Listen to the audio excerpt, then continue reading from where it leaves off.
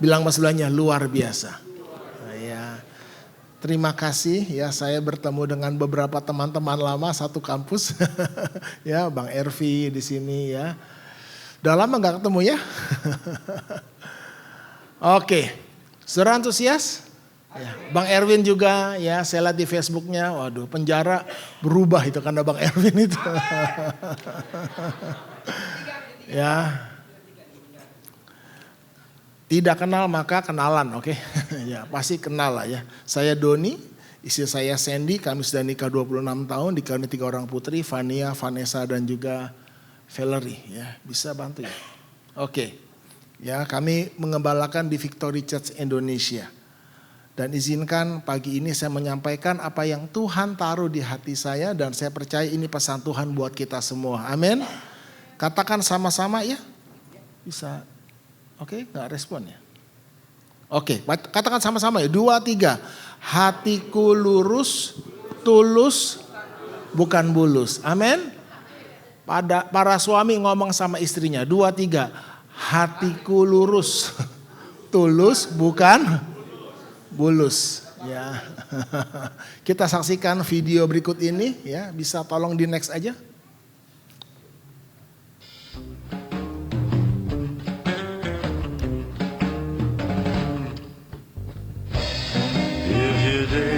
Suami istri konflik, istrinya marah, kesel, suaminya pun demikian.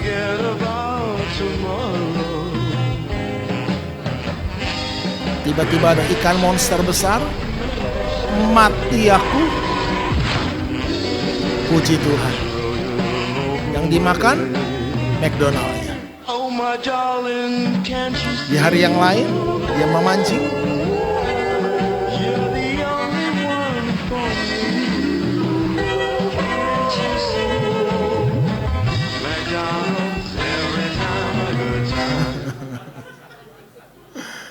Yang ketawa ngerti, yang bengong mesti dicek, oke?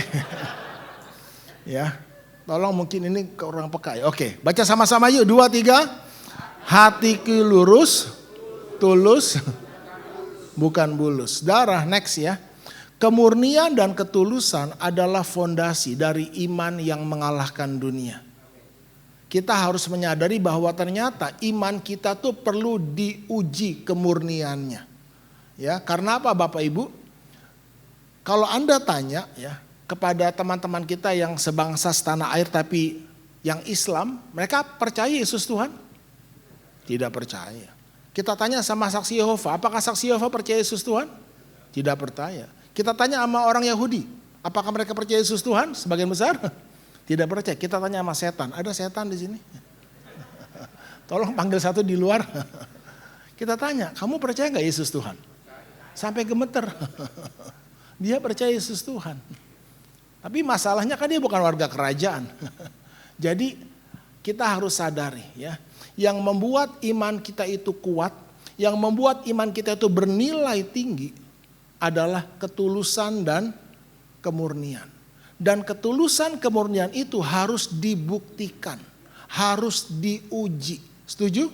Oleh sebab itu dalam 1 Petrus 1 ayat 7 katakan, baca sama-sama, maksud semuanya itu ialah untuk membuktikan kemurnian imanmu yang jauh lebih tinggi nilainya daripada emas yang fana yang diuji kemurniannya dengan api sehingga kamu memperoleh puji-pujian dan kemuliaan dan kehormatan pada hari Yesus Kristus menyatakan dirinya. Hari ini kita masuk usia kemerdekaan Indonesia yang ke-80. Dan percayalah keadaan tidak akan semakin baik. Karena Alkitab tidak pernah menubuatkan hari-hari terakhir akan semakin baik.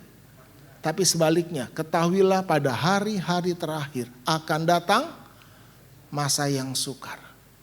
Kabar buruk buat yang di luar Tuhan, tapi kabar baik buat kita yang di dalam Tuhan.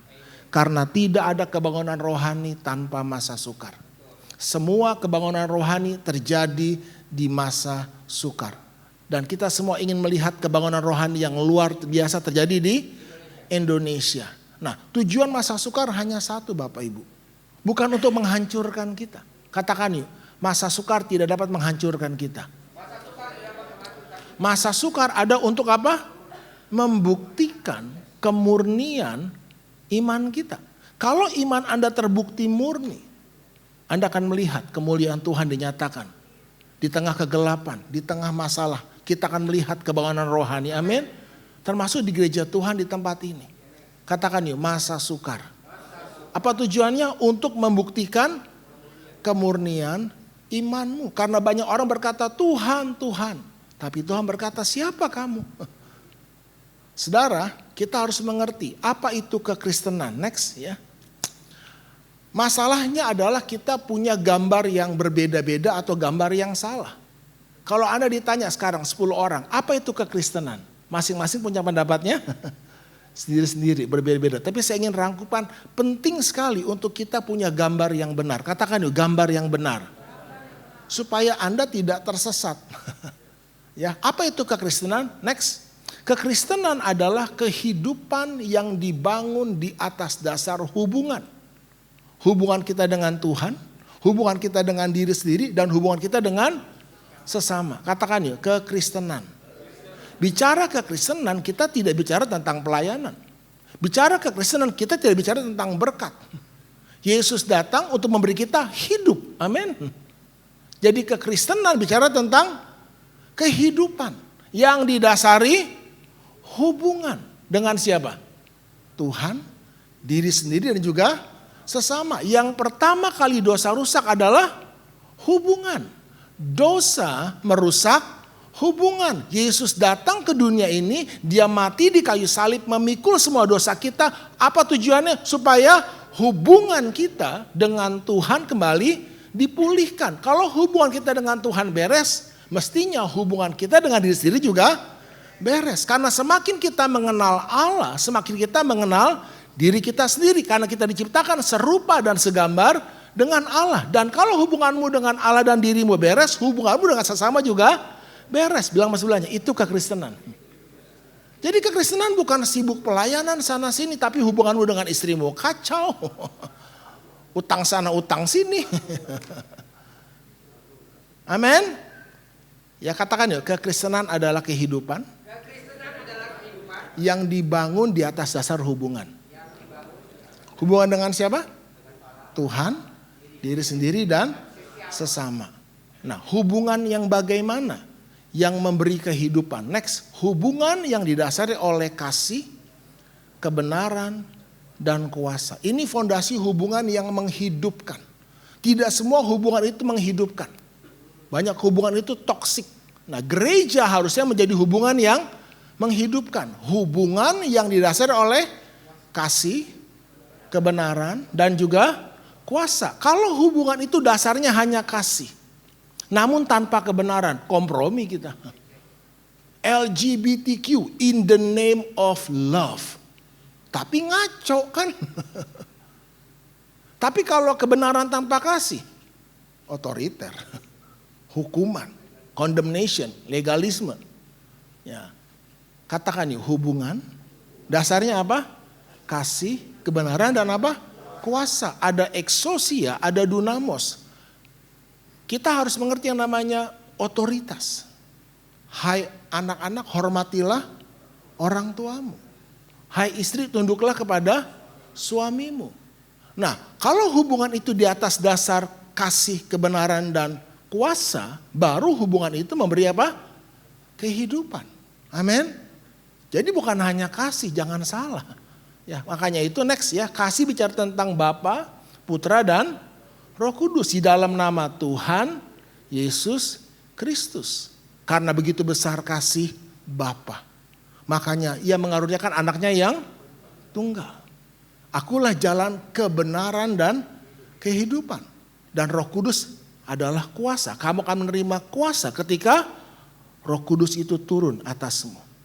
Jadi kita harus mengerti ini. Katakan yuk, kekristenan adalah kehidupan yang dibangun di atas dasar hubungan kita dengan Tuhan, diri sendiri, dan sesama.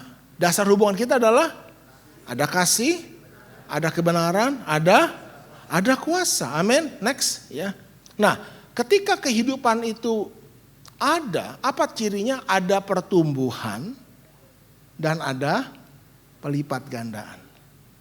Nah hari ini banyak gereja, banyak umat Tuhan, khususnya gereja lah saya sebut ya, fokusnya kemana? Ke pertumbuhan dan pelipat gandaan. Padahal Tuhan berkata, penuhilah bumi, kan gini, pertama beranak, cuculah. Lalu baru bertambah banyak, penuhi dan taklukkan bumi ini. Artinya hari ini ada pertumbuhan, ada pelipat gandaan, tapi tanpa proses beranak cucu. Artinya apa? Pertumbuhan dan pelipat gandaan itu terjadi karena apa? Ya karena mungkin faktor lain. Faktor programnya, faktor panggungnya, faktor manajemennya. Pertama kali saya ke Utah ya. Waktu itu ada jalan-jalan ke sana ikut gereja Jemaat Tuhan di House of Worship California. Ya udah, kita ikut tur ke Utah, kita diajak masuk tuh ke gereja, bagus banget. Itu gereja keren banget. Kita datang dadakan kurang lebih 15-18 orang disambut. Ada satu ibu ya, sudah rambut putih tapi lady lah. Begitu luar biasa. Saya tuh gak sadar. Hampir selesai itu baru saya sadar itu ternyata gereja Mormon. Tahu kan Utah Jazz? Saya lihat ruang ibadahnya, seatnya berapa? 21.000, 7.000, 7.000, 7.000. Allah Bapa, Allah Anak, Allah Putra, Allah Roh Kudus. Dan choirnya terkenal loh Mormon itu. Waktu kami datang lagi latihan, merinding loh. Tapi saya baru sadar itu gereja Mormon. Jadi kalau cuman gede doang, ya kita hanya perlu manajemen yang bagus. Tapi belum tentu benar gitu loh. Anda paham maksud saya? Jadi saya pun sebagai gembala, kami nggak lagi fokus kepada pertumbuhan dan pelipat gandaan. Itu hanyalah akibat dari hubungan yang didasari oleh kasih, kebenaran, dan kuasa. Jadi kalau hubungannya benar pasti ada kehidupan. Dan kalau ada kehidupan pasti ada pertumbuhan dan pelipat gandaan. Bilang sama sebelahnya, jangan gagal fokus. Kalau Anda salah fokus, yang penting kan banyaknya. Hari ini gereja gitu ya, baru 3 bulan langsung 1.000 gitu. Kadang-kadang saya bingung. Gereja itu rumah Tuhan, bukan hotelnya Tuhan. Apa bedanya rumah sama hotel? Tidak boleh ada orang asing di rumah. Apakah boleh ada orang asing di rumah Anda? Tidak boleh. Di hotel semua orang asing. Siapa lu kan kita gak saling kenal kan. Nah gereja bukan jadi rumah Tuhan, malah jadi hotelnya Tuhan. Nyaman. Manajemen keren. Rapi. Tapi gak ada kehidupan di situ. Gak ada connection. Anda ngerti maksud saya? Karena definisi ini penting. Katakan definisi penting. Anda salah buat definisi, salah semuanya. Jadi kita samakan gambar. Apa itu kekristenan? Kehidupan yang dibangun dari dasar hubungan dengan Tuhan, diri sendiri dan sesama. Jadi kalau ada gereja tanpa hubungan, gerejakah itu kan gitu. Hotel itu. Keren. Ya. Dan dasar hubungan itu harus apa? Ada kasih, lalu ada kebenaran dan ada otoritas. Jelas kan? Beri kemuliaan dulu bagi Tuhan, saudara. Ya. Nah, next. Nah, kasih, kebenaran dan kuasa itu tidak ada artinya tanpa integritas. Kasih tanpa integritas bukan kasih. Kebenaran tanpa integritas bukan kebenaran. Dan kuasa tanpa disertai integritas, wah itu bukan pemerintahan yang Tuhan mau. Jadi dasarnya hubungan adalah integritas. Amin. Next, karena itu Paulus menulis, baca sama-sama, inilah yang kami megahkan. Apa itu? Yaitu bahwa suara hati kami memberi kesaksian kepada kami bahwa hidup kami di dunia ini khususnya dalam hubungan kami dengan kamu dikuasai oleh ketulusan dan kemurnian dari Allah, bukan hikmat duniawi tetapi oleh kekuatan kasih karunia Allah. Jadi yang dimegahkan bukan gedungnya, yang dimegahkan bukan jumlah jemaatnya yang banyak. Yang dimegahkan apa? Kita punya hubungan yang pure. Amin. Katakan yuk, hatiku lurus. Tulus bukan bulus. Indonesia tidak akan mengalami kebangunan rohani sampai gereja Tuhan hatinya tulus. Keadaan bangsa ini sebenarnya cermin dari gereja Tuhan. Dan kita harus bertobat, termasuk saya. Next, saudara, katakan yuk. Kemurnian, ketulusan adalah fondasi iman. Tanpa kemurnian, tanpa ketulusan, iman kita tuh gak ada harganya. Tuhan gak lihat iman kita. Yang murni itu mahal Bapak Ibu. Dan Tuhan cari itu kemurnian. Bukan imannya. Ada gak iman kita tuh murni dan tulus? Next. Apa yang paling berharga yang hilang dalam gereja Tuhan di akhir zaman ini? Next, apa itu? Ketulusan dan kemurnian. Makanya tema gereja lokal kami tahun depan, saya belum umumkan ya, di sini belum umumkan kan? Adalah the reason. Alasannya apa? Yang menarik gini, saya dapat hikmatnya gini. Di masa sukar, Simon Petrus cari ikan semalam-malaman gak dapet. Lalu Tuhan datang, dia mengajar lalu memberi perintah. Ingat, apa yang Tuhan berikan di masa sukar untuk memberkati kita? Perintah. Katakan yuk, Tuhan memberi saya perintah untuk saya lakukan ketika saya lemah, ketika masa sukar. Betul? Anda mau diberkati Tuhan di masa sukar? Apa yang Tuhan berikan? Perintah. Dan perintah Tuhan masuk akal atau tidak? Gak masuk akal. Tuhan ngomong gini kan, pergilah ke tanah danau, tebarkanlah jalamu. Masalahnya itu siang hari bolong. Simon Petrus baru membersihkan jala. Come on man. Dan saya bisa bayangkan ketika Simon mengangkat sauhnya, siapin jalannya mau ke tengah danau. Kalau saya ada di sana di Danau Galilea, saya ngeliat gini, bro lu ngapain? Oh gue mau ke tengah danau. Cari ikan. Sebagai teman baik ngomong apa? Gila lu. Setuju? Ayo bilang mas sebelahnya, gila lu.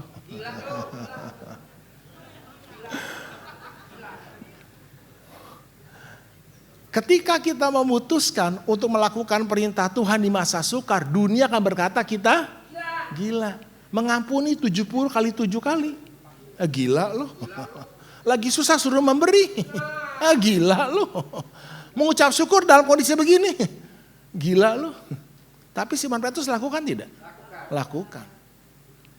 Dan setelah mereka melakukannya, mereka menangkap sejumlah besar ikan. Apa yang membedakan? Perahunya sama atau beda?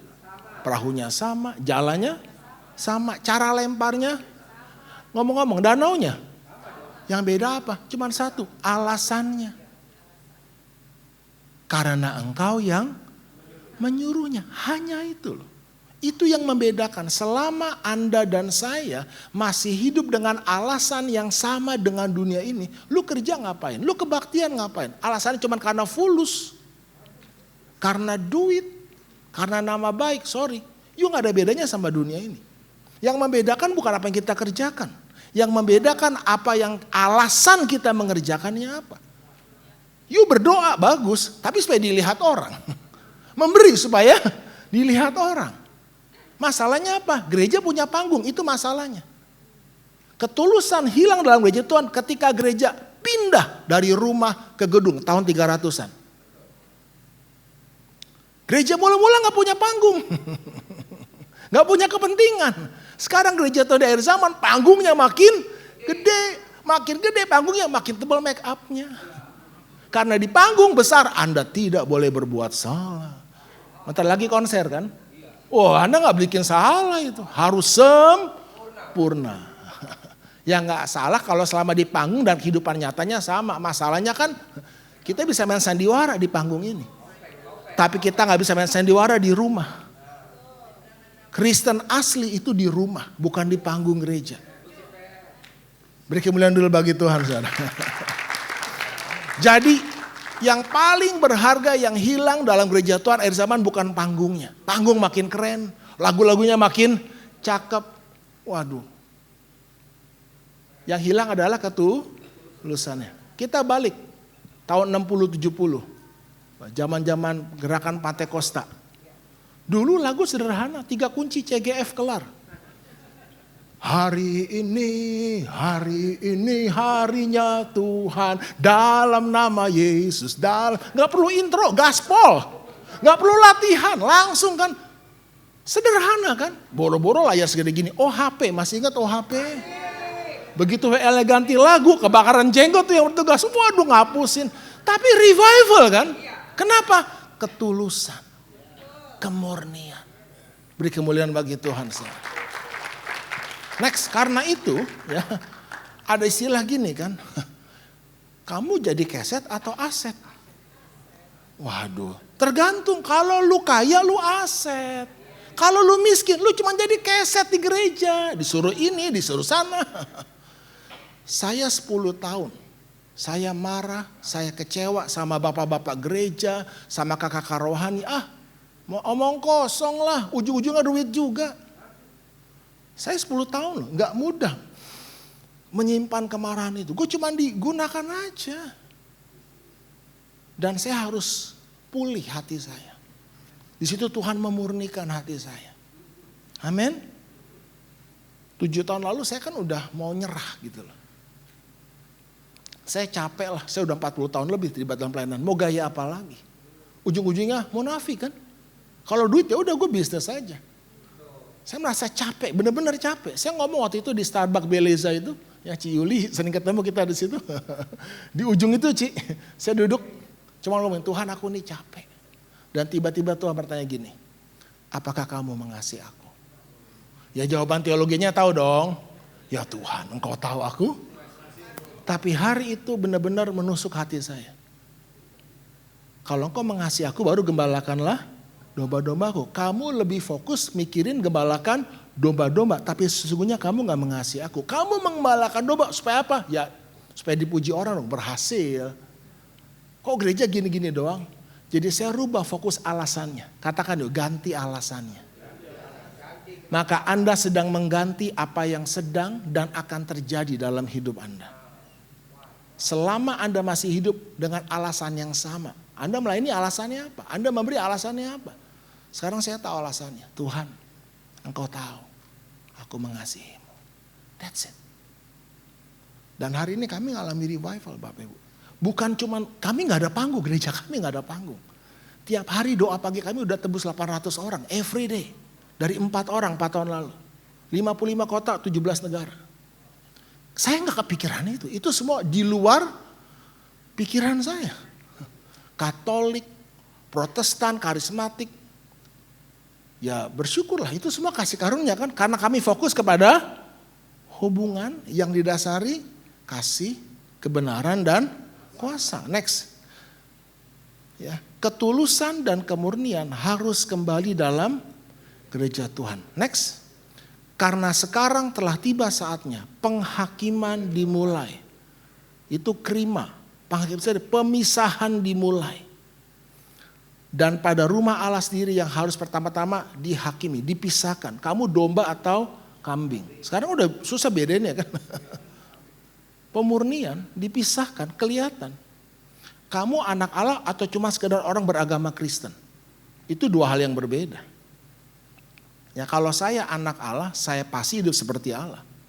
Pasti. Kalau saya anak singa, saya pasti hidup seperti singa. Kalau saya anak Raja Wali, saya pasti hidup seperti Raja Wali. Hari ini banyak ngaku gue anak Allah, tapi kelakuan setan kan. Ya, perbuatan kita tidak menjadikan kita, tapi perbuatan kita menunjukkan siapa kita sebenarnya. Nah, harus ada pemurnian dan kita harus berani ngomong.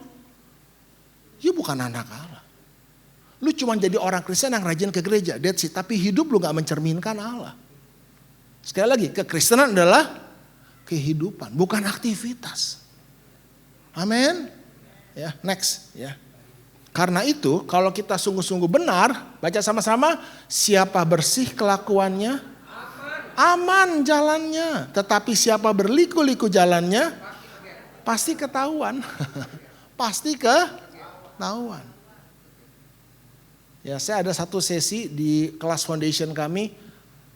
Kamu Kristen asli atau palsu? Ya, kan kita nggak pernah tahu sampai kita diuji kan. Ya saya juga nggak bisa ngomong saya Kristen asli, nanti dulu diuji kemurniannya. Dan kalau Anda punya barang asli, Anda nggak takut kan diuji? Karena hari ini barang palsu mirip Asli, mirip banget. Mesti diuji. Tapi kalau Anda misalnya bawa barang asli, gue uji ya, silahkan aja. Kalau Anda asli anak Tuhan, don't worry. Masalah tidak menghancurkan hidupmu. Uji aja, ujilah aku. Tapi kalau Anda palsu, nah itu ngeri kan. Serigala berbulu domba itu tidak terdeteksi di kumpulan kecil. Di kumpulan besar ya kita nggak bisa membedakan mana serigala berbulu domba. Makanya gereja itu gini, 2-3 orang berkumpul. Aku hadir, bukan 20, bukan 30, bukan 200, bukan 300. 2-3 orang kumpul. Ngapain 2-3 orang kumpul? Ngobrol, ngopi, nggak mungkin kebaktian. Ketahuan kan, pasti kenal dong 2-3 orang. Masalah sekarang gereja berapa? 2.003 orang kumpul. Apakah Tuhan hadir? Kalau nggak ada, nggak saling kenal, nggak hadir Tuhan. Karena hubungan itu esensi kekristenan. Next ya. Sekarang apa akar masalahnya? Apa yang membuat orang tuh kok nggak bisa punya integritas ya? Nggak bisa murni, nggak bisa tulus. Next ya. Habakuk 2 ayat 4 baca sama-sama.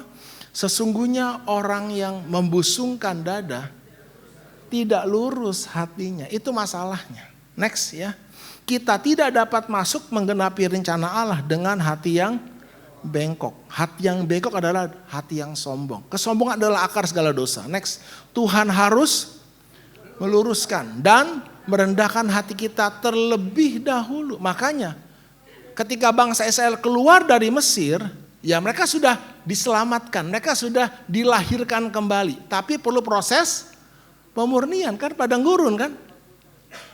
Mereka tidak bisa masuk tanah perjanjian sebelum dimurnikan. Makanya Tuhan harus meluruskan dan merendahkan hati kita terlebih dahulu. Baru kita mengalami penggenapan janji Tuhan di bumi seperti di surga. Anda dan saya tidak bisa masuk kerajaan Allah dengan hati yang sombong.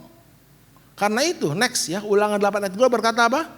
Ingatlah kepada seluruh perjalanan yang kau lakukan atas kehendak Tuhan Allahmu di padang gurun selama 40 tahun ini. Hanya dengan maksud untuk merendahkan hatimu. Next, berapa lama waktu yang Tuhan perlukan untuk merendahkan hati umat Israel? 40 tahun, saya 10 tahun. Saya nggak tahu dengan saudara. Ya. Next, berapa lama waktu yang Tuhan perlukan untuk membebaskan umat Israel dari Mesir? Nggak ada yang tahu pasti ya. 10 tulah, laut terbelah, kurang lebih setahun lah. Kurang lebih, ada yang bilang 2 tahun. Tapi kan bangsa Israel diperbudak 400 tahun. Masalah 400 tahun kalau dalam waktu 1-2 tahun. Dan secara manusia mustahil bangsa Israel bisa keluar dari perbudakan Mesir. Karena Mesir kan negara superpower. Kereta kudanya begitu banyak dan kuat tentaranya. Tapi Tuhan buat mujizat. Amin. Tuhan buat mujizat untuk membebaskan umatnya dari perbudakan Mesir. Next, sekarang. Mana yang lebih mudah bagi Tuhan? Tuhan buat mujizat membebaskan umat Israel atau merendahkan hati umat Israel? Mana yang lebih mudah bagi Tuhan? Bagi Tuhan lebih mudah buat mujizat. Waduh. Next. Mana yang lebih mudah buat kita umat Tuhan? Buat mujizat atau merendahkan hati kita? Paling mentok kita nggak bisa buat mujizat. Paling mentok sulap, betul?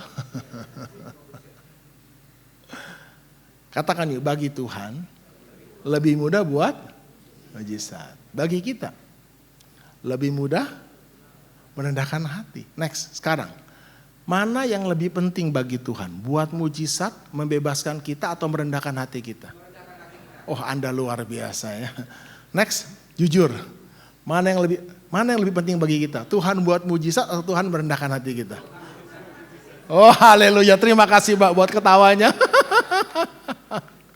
Hadirilah, alamilah apa? Mujizat Allah. Waduh. Tapi merendahkan hati. Nanti dulu kan. Nah itu masalahnya ya. Next ya. Apakah Tuhan tidak sanggup membuat mujizat seperti di Mesir diulangi lagi di tanah perjanjian untuk membawa umat Israel masuk tanah perjanjian? Bisa nggak? Oh bisa. Tapi Tuhan buat tidak. Kenapa? Karena bagi Tuhan lebih penting. Katakan yuk, hati saya. Sekarang pagi ini Tuhan mau kita sadar. Next, baca sama-sama yuk. 2, 3. Tuhan tidak punya masalah dengan masalah kita, namun dengan hati kita. Angkat tangan semuanya. Bilang gini, sadar woi. Tuhan tidak pernah punya masalah untuk menyembuhkan kita, untuk mengangkat kita, memberkati kita di tengah badai. Gak ada masalah. Dia Tuhan. Tapi Tuhan punya masalah dengan next. Tuhan ingin berurusan dengan hati kita dulu. Lebih daripada masalah kita. Next, masalahnya kita ingin Tuhan berurusan dengan masalah kita dulu. Bukan dengan hati kita. Anda bawa kepada Tuhan dalam doa, puasa, seruan Anda apa? Masalah kan? Kita bawa masalah kita kepada Tuhan. Padahal Tuhan sesungguhnya tidak pernah punya masalah dengan masalah kita. Karena itu saya didik jemaat yang Tuhan percayakan untuk rubah mindsetnya. Jangan bawa masalahmu dulu kepada Tuhan. Sebab Tuhan tidak pernah punya masalah dengan masalah kita. Tapi Tuhan punya masalah dengan hati kita. Amin. Next. Jadi masalah terbesar Tuhan adalah hati kita. Kalau Anda cepat nih ngerti ini, gak perlu 40 tahun. Gak perlu 40 tahun. Jangan sampai hidup kita di muka bumi ini putar-putar masalah lagi. Kenapa? Gagal paham. Gagal paham itu fatal. Itu khotbah saya 2 minggu lalu. Gagal paham itu fatal. Anda gak ngerti maksud Tuhan. Bahwa semua maksud itu hanyalah untuk apa? Merendahkan hatimu. Jadi masalah terbesar Tuhan adalah next. Ya. Kenapa hati kita dengan cepat next? Baca keras-keras apa? Sombong, congkak, angkuh. Ya, inilah dasar dari segala kelicikan, kepahitan. Ya, ini akar. Katakan yuk, akar. Ya. Kenapa manusia itu dalam dosa? Karena mereka ingin jadi seperti Allah. That's it. Itu kesombongan. Ya. Ini dosa yang nyaris tak terdengar. Iklan apa itu? Oh, masih ingat ya, itu kemana mobil itu? Hilang benar. Karena kalau Anda berzina langsung ketahuan kan. Tapi kalau kesombongan itu akar. Lebih mudah menyelesaikan masalah atau akar masalah? Masalah, kami punya pohon di depan gereja kami itu udah kampung rambutan. Pohon rambutan kok kampung. Pohon rambutan itu sudah sebutlah hampir seusia saya, hampir 40 tahun lah. Waktu kami merenovasi, akhirnya kami putuskan tebang. Ya. Kita panggil kan cari kuli, tebang. Waduh, itu jago banget. Tebang 3 jam, 4 jam selesai pakai mesin. Rapi. Saya bilang sama mandornya kan, Pak akarnya kok belum? Oh itu bukan bagian kami Pak. Kami hanya fokus tebang pohon, cabut akar. Bapak mesti cari yang lain. Setengah mati Bapak Ibu. Gak ada yang mau. Butuh waktu berapa lama? 3 bulan. Galinya. Karena cari orang yang mau aja lama gitu. Dan udah dipotong semua nih. Ngangkatnya itu tontonan. Kalau ada fotonya Anda ngerti. Itu berat sekali. Mesti dipotong di bawah itu kecil-kecil baru bisa diangkat ke atas. Nah banyak gereja hanya fokus pelayanan tebang pohon kan. Gak pernah cabut akar kan. Nah kami gereja fokus cabut akar. Rubah ini sikap hati. Memang lama sih. Tapi sekali akar itu tercabut Anda akan lihat terobosan. Amin. Katakan nih sombong, congkak. Kenapa hati kita? Sombong. Ayo bilang sama sebelahnya. Nadanya judes atau lembut? Agak judes lah silakan. Kenapa hatimu? Hati siapa yang sombong? Nah, itu dia. Hati siapa yang congkak? Saya. Hati siapa yang angkuh? Oh beri kemuliaan bagi Tuhan. Saudara. Anda tangkap ini. Kalau Anda ngerti ini, kita akan cepat lepas landas bersama Tuhan. Amin. Yakobus 4 ayat 6. Jadi semua masalah tujuannya hanya itu kok. Merendahkan hati kita. Tetapi kasih karunia yang dianugerahkannya kepada kita lebih besar daripada itu. Karena itu Tuhan katakan Allah menentang orang yang congkak tetapi mengasihani orang yang sombong. Kasih karunia Allah lebih besar daripada semua dosa kita. Kasih karunia Allah lebih besar daripada semua masalah kita. Tapi masalahnya apa? Kalau Anda dan saya sombong, kita tidak bisa terima anugerah Allah dengan hati yang sombong. Tidak ada kasih karunia bagi orang yang sombong. Itu masalahnya. Karena ini hukumnya. Tuhan menentang orang yang sombong. Itu udah hukum kerajaan.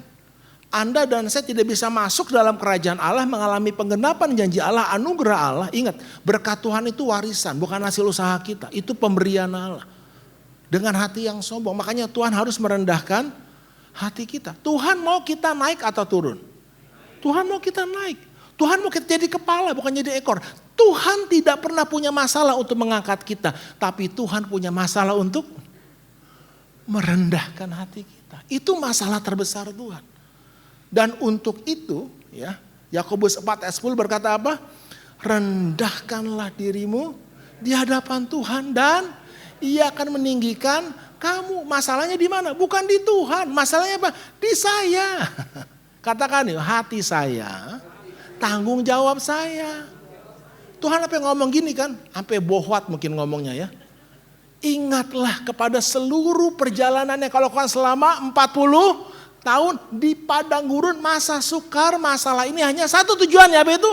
Merendahkan hatimu. Udah susah, miskin, sombongnya minta ampun. Bilang sama sebelahnya, nggak ada di sini. Nggak ada di sini ya. Di gereja saya banyak, oke.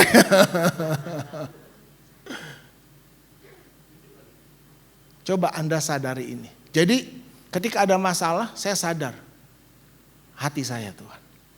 Mulai dari saya. Nah, saudara, apa itu kerendahan hati, apa itu kesombongan? Itu bukan bicara feeling. Tolong. Kerendahan hati bukan bicara perasaan atau feeling. Nah, next ya. Nah, ini indikatornya. Karena itu akar ya.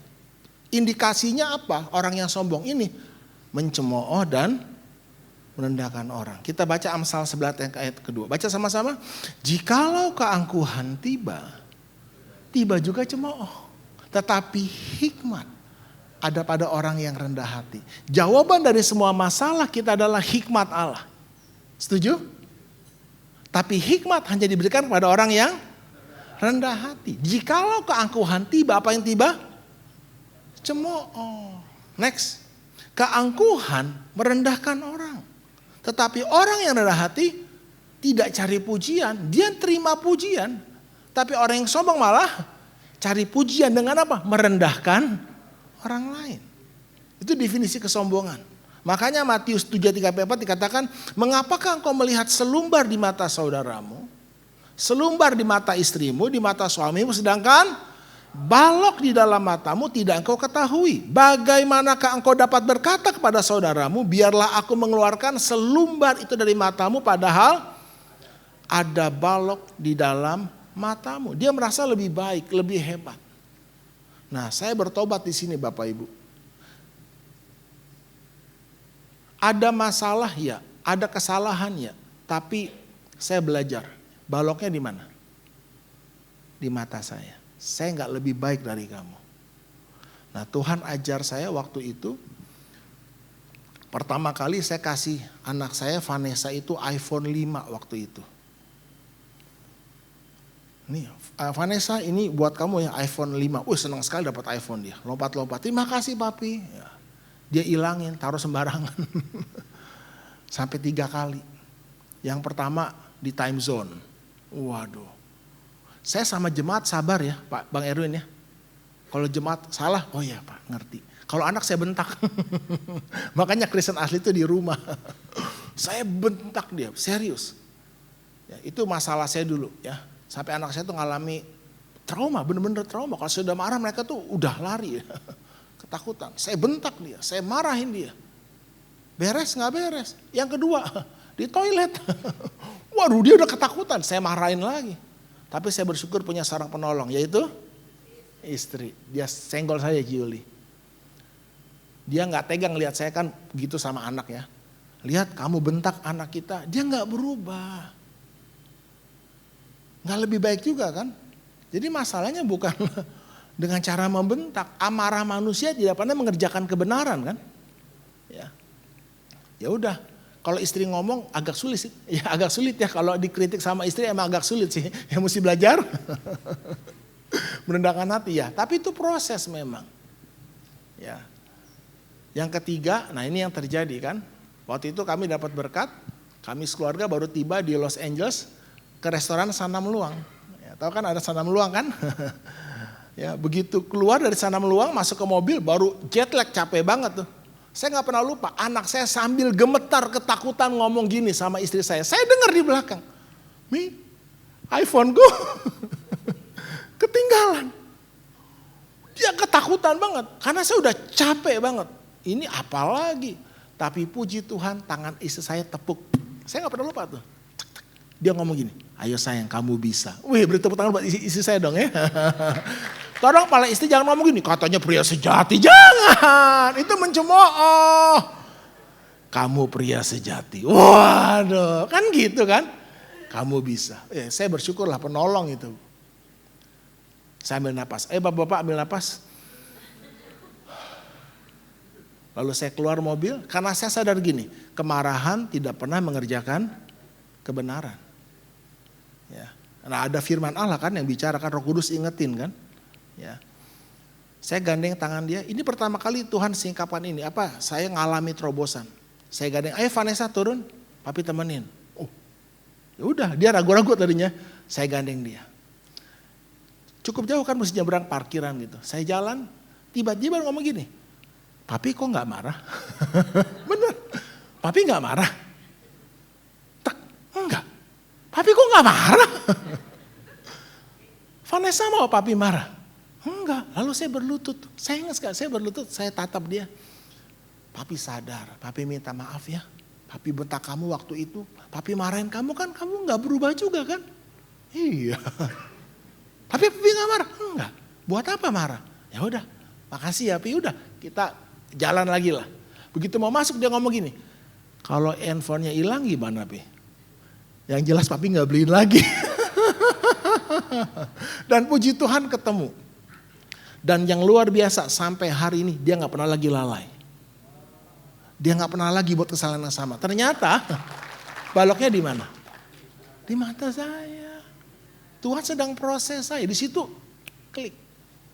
Nah itu yang paling berharga dalam hidup saya. Kalau ada masalah dalam jemaat, saya tahu masalahnya di saya dulu. Saya keluarkan dulu balok di mata saya, baru saya bisa keluarkan selumbar. Karena itu kita harus sadar Amsal 3 ayat 34, baca sama-sama. Apabila Tuhan menghadapi pencemooh, maka Tuhan pun mencemooh. Tetapi orang yang rendah hati dikasihaninya. Saya harus peka, sadar gini, ternyata di hati saya nih Bapak Ibu ya, banyak cemooh loh. Waduh banyak banget, khususnya sama tulang rusuk saya. Teman pewaris kasih karunia. Di hati saya sering ngomong gini, di hati saya bukan di mulut ya, di hati ya. Bego, bego. Tolol, itu berkali-kali di hati saya. Itu sebabnya saya mandul, benar-benar saya mandul. Saya gak ngalami terobosan tuh. Anda pernah dicemooh gak sih? Coba yang belum pernah dicemooh, angkat tangan, kita cemooh Anda hari ini. Biar Anda tahu sakitnya di mana. Ya, saya pernah dicemooh. Ya, lengkap lah. Ya, ada babi, ada anjing, ada. Karena saya dulu kan pernah masalah utang 16 kartu kredit. Jadi 16 debt collector tuh. Wah itu tiap hari giliran tuh, lengkap. Waduh, ya. Tapi selama yang mencemooh kita masih manusia, nggak ada masalah, setuju? Jangan sampai Tuhan yang cemooh loh, habis kita. Nah terhadap pencemooh Tuhan pun apa? Mencemooh. Nah ini menarik ya. Ketika tabut Tuhan itu masuk ke kota Daud, next ya. Maka Mikal, anak perempuan Saul menjenguk dari jendela, lalu melihat suaminya Raja Daud meloncat-loncat serta menari di hadapan Tuhan. Baca keras-keras. Sebab itu ia memandang rendah Daud dalam hatinya. Ini yang terjadi dalam hidup saya. Tanpa saya sadar loh. Belasan tahun. Akibatnya apa? Next. Mikal binti Saul, next tolong. Mikal binti Saul tidak mendapat anak sampai hari matinya. Ini hukum seperti gravitasi. Terhadap pencemooh Tuhan pun mencemooh. Pada masa itu, pada zaman itu kalau seorang istri tidak punya anak itu aib. Sekalipun dia seorang istri raja. Apakah Tuhan punya masalah untuk membuat Mikal binti Saul punya anak? Tuhan tidak pernah punya masalah. Tuhan sanggup buat Sarah 90 tahun punya anak, gak ada masalah. Kenapa sampai hari matinya Mikal binti Saul gak punya anak? Karena sampai hari matinya Mikal binti Saul tidak pernah mengakui. Minta maaf sama Daud. Itu masalahnya. Ternyata waktu saya terbuka, saya minta maaf sama istri saya. Ya, coba kali ini para suami ya. Nanti pulang dari tempat ini ngomong gini sama istrinya. Kamu cantik banget sih. Gua sayang banget sama lo. Gua bahagia nih sama lo. I love you. Dan percayalah para suami, istri akan bilang apa? Gombal. Betul atau betul? Gombal. Sekarang para suami bilang gini sama istrinya. Lu jelek banget tau. Gua nyesel nikah sama lu. Ada. Langsung diaminkan, direnungkan siang dan malam tuh. Saya tuh sadar, ternyata istri saya pada waktu itu lebih subur terima perkataan yang jahat kan. Dibanding yang benar. Saya harus bertobat. Karena apa? Ya itu yang terjadi. Amin. Waktu saya buang cemooh, saya ngakui saya minta maaf. Istri saya pun demikian, aku juga minta maaf. Aku juga sering cemooh kamu. Kalau tante-tante bilang, Sen, suami lu baik banget ya. Lu beruntung nikah sama Doni. Iya Tan, Doni baik. Cuma satu, gak punya duit. Bener. Itu cemooh dia di hati. Dan tidak mudah lo cabut akar ya. Dan puji Tuhan, ketika kami mengerti ini. Katakan yuk, ada masalah. Ada kesalahan. Tapi yang tidak ada apa? Cemooh. Aku gak lebih baik dari kamu. Ya udah kita selesaikan masalahnya. Itu terobosan. Amin. Next, karena itu ya, baca sama-sama. Rendahkanlah dirimu di hadapan Tuhan dan Ia akan meninggikan kamu. Next. Tetapi Hizkia tidak berterima kasih atas kebaikan yang ditujukan kepadanya karena ia menjadi angkuh. Akibatnya ia dan Yehuda dan Israel ditimpa murka. Next, ini yang menarik. Baca keras-keras. Tetapi ia sadar akan keangkuhannya. Merendahkan diri bersama-sama dengan penduduk Yerusalem. Sehingga murka Tuhan tidak menimpa mereka pada zaman Hizkia. Baca keras-keras. Hizkia mendapat kekayaan dan kemuliaan yang sangat besar. Saya tutup dengan ini. Next. Baca keras-keras yuk. Tidak ada orang yang terlalu tinggi dan hebat yang Tuhan tidak dapat rendahkan. Namun tidak ada orang yang terlalu rendah dan hina yang Tuhan tidak dapat tinggikan. Saya dan istri kami ngalami benar-benar titik terendah. No hope. Tapi kami pegang ini. Ini salah satu kebenaran yang benar-benar mengubah hidup kami. Tuhan tidak pernah punya masalah dengan masalah kita. Ingatlah hanya satu. Untuk merendahkan hatimu. Kami jadi pribadi yang berani diketahui aslinya. Oke? Tidak ada yang langsung bagus. Katakan, tidak ada yang langsung bagus. Semua yang bagus mulanya jelek dulu kan. Tapi banyak orang hari ini ingin kelihatan bagus, kelihatan bahagia. Aslinya kan gak bahagia. Ditutupi, kemunafikan. Makanya Tuhan gak bisa proses hatinya. Mulutmu memujiku tapi hatinya jauh. Tuhan tidak bisa sentuh hati orang munafik. Rendahkan hatimu. Berani ketahui apa adanya. Next. Pemusik bisa bantu? Kita tidak dapat masuk menggenapi rencana Allah dengan hati yang bengkok. Tuhan harus meluruskan dan merendahkan hati kita terlebih dahulu. Next, biarlah Tuhan mendapati hati kita lurus, tulus, bukan bulus. Pada saat itulah Anda akan melihat kemuliaan Tuhan dinyatakan. Amin. Mari kita beri bersama-sama.